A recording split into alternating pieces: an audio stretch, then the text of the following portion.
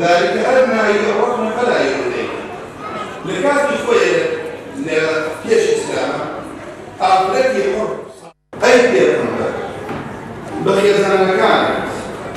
بكشكانت بخيزان إيمان دارا بلي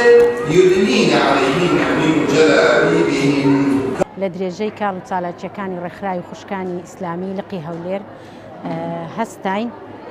بە پرۆژەی تاجی شکۆ پرۆژەی باڵاپۆشی بۆ ئەو کچانەی کە بڕیاریان داوە لە ساڵی پار و لە ساڵی ئەمساڵ کە ببن بە باڵاپۆش. ئێمەش وەکو ڕێکخراوی خوشکانی ئیسلامی بڕیارماندا کە پرۆژەی تاجی شکۆیان بۆ بکەین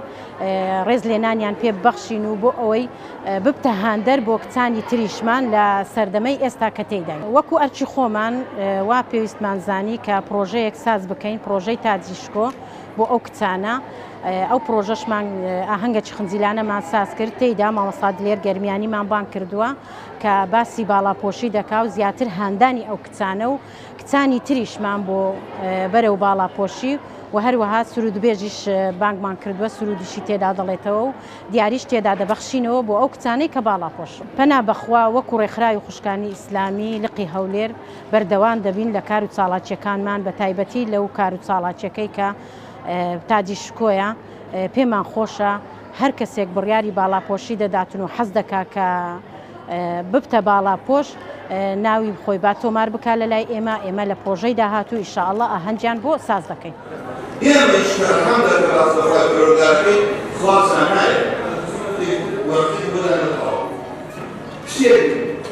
دووشت ئەم خوشکە لەوێ لەدایکەوە دی لە زانکۆ پرۆژەیەکە کە بەڕاستی زۆر پێویستە بۆ کۆمەڵگەی ئێستا کە خوشکان زیاتر هەم بدات بۆ کردنی خوشکان زیاتر هەم بدات بۆ کردنی باڵاپۆشی و کردنی حیجاب. بەڕاستی زۆر دڵخۆشین کە لێردا بەشداری ئەو چاڵێکەمان کردووە ئەمە زیاتر بۆ هەندانی ئافرەتانە کە زیاتر هەڵسن بە باڵاپۆشی و کردنی حیجاب. بەڕاستی زۆر پێویستە لە کۆمەڵگەی ئێمەدا زیاتر ئەو کارە ئەنجام بدەن و زیاتر پەرەبەم ئاهەنگانە بدەن کە خوشکانی موسڵمان زیاتر بستنە ئەو پرۆژێ و بەڕاستی زۆر پێویستە لە کۆمەڵگەی ئێمە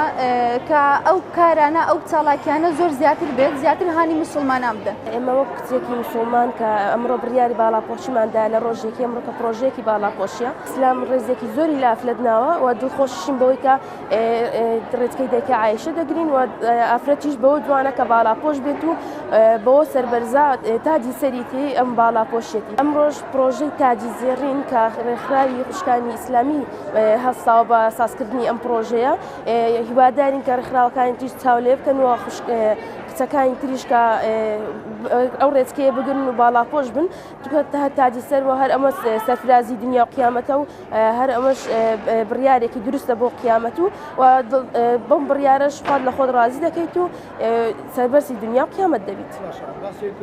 گڵای دار دێنن بیخەنە سەر جەنازەکەمان با کاتێک کفنەکە ئەکەوێتە خوارەوە بەرزی